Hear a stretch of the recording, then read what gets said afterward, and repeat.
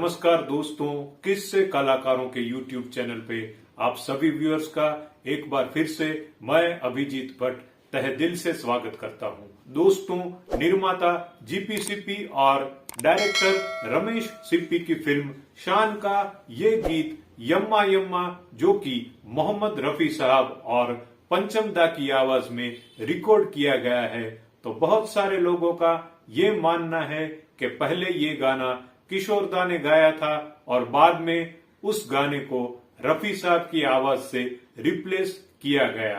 तो आइए आज के इस छोटे से वीडियो में हम जानने की कोशिश करेंगे कि क्या है अफवाह और क्या है इस गाने की सच्चाई, इस गाने की हकीकत। वीडियो को एंड तक देखिए और अभी तक अगर आपने किस्से कलाकारों के चैनल को अगर सब्सक्राइब नहीं किया है तो इसे तुरंत ही सब्सक्राइब कीजिए।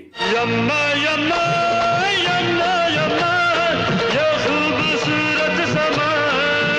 फिल्म शान के क्लाइमेक्स में पिक्चराइज हुआ ये सुपर डुपर हिट गाना यम्मा यम्मा, जो कि रिकॉर्ड हुआ था मोहम्मद रफी साहब की आवाज में, और इस गाने में रफी साहब का साथ दिया था खुद म्यूजिक डायरेक्टर पंचम दा यानी कि आर.डी. बर्मन साहब ने। यम्मा यम्मा यम्मा यम्मा ये खूबसूरत समा।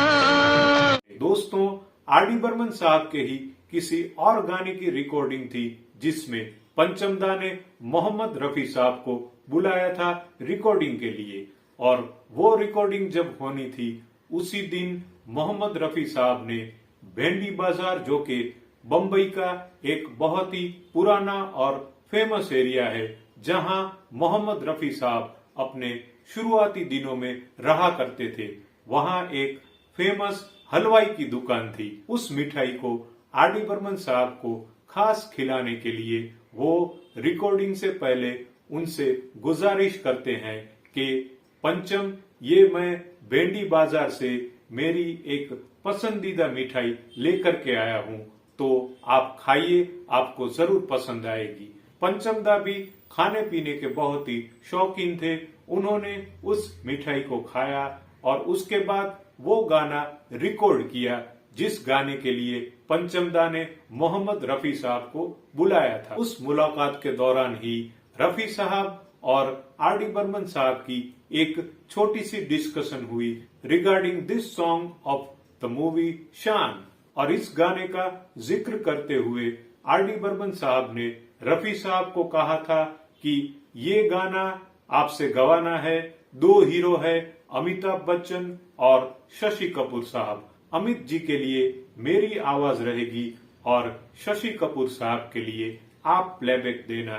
बस आज की रात है जिंदगी, कल हम कहाँ तुम कहाँ। और इस गाने की ट्यून भी उन्होंने रफी साहब को सुनाई और बाद में कुछ दिन बाद वो गाना उन्होंने रिकॉर्ड किया। लेकिन दोस्तों, यहाँ पे मुद्दे की बात ये है कि किशोर कुमार साहब की आवाज में कभी ये गाना रिकॉर्ड हुआ ही नहीं था, या ऐसा भी नहीं हुआ था कि किशोर कुमार साहब ने ये गाना रिकॉर्ड किया हो और बाद में रिप्लेस करके उसमें मोहम्मद रफी साहब की आवाज को ट्रैक में ऐड किया हो। ये महज एक अफवाह है जो कि किशोर दा को डिफेम करने के लिए या डीमोरलाइज करने के लिए कुछ उनके एंटी लोगों ने ये अफवाह फैलाई थी।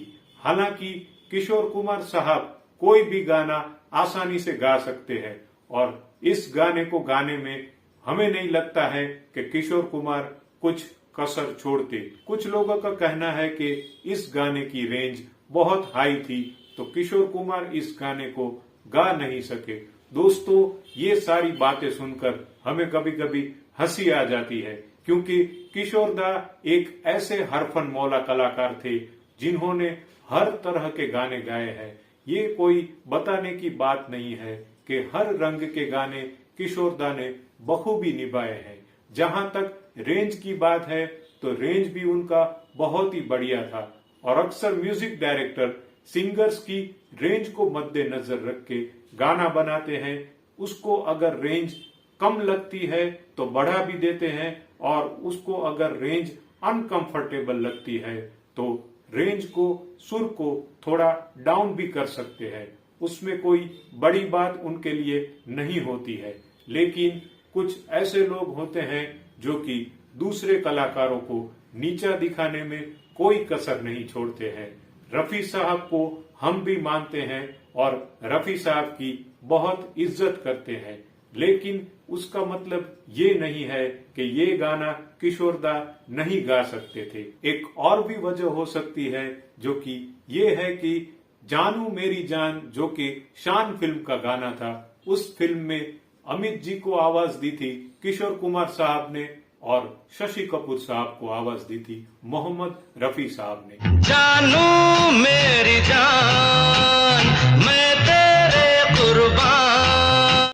मोहम्मद रफी साहब जिस एक्टर के लिए गाना गाते हैं तो करीब करीब सारे गाने उनके ही रहते हैं।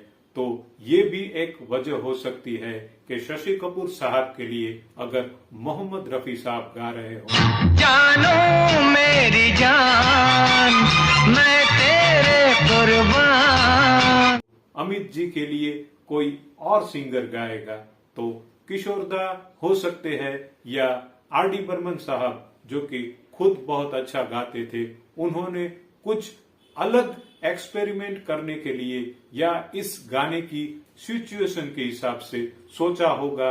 या फिर अमित जी का भी बहुत बार ये कहना था कि पंचम तुम मेरे लिए प्लेबैक करो, कुछ भी कारण से ये गाना उन्होंने गाया होगा।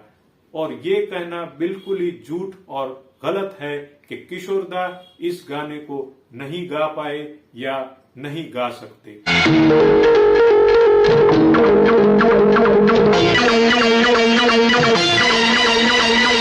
तो ये था दोस्तों आज का वीडियो। आपको कैसा लगा कमेंट बॉक्स में अपनी राय जरूर लिखिएगा। वीडियो अगर पसंद आया है तो इसे एक लाइक कीजिए, अपने दोस्तों के साथी से शेयर कीजिए और किस्से कलाकारों के चैनल को तुरंत ही सब्सक्राइब कीजिए। तो मिलेंगे बहुत ही जल्द ऐसे ही किसी अगले वीडियो में। तब तक आप अपना ख्याल रखिए। नमस्कार, जय हिंद।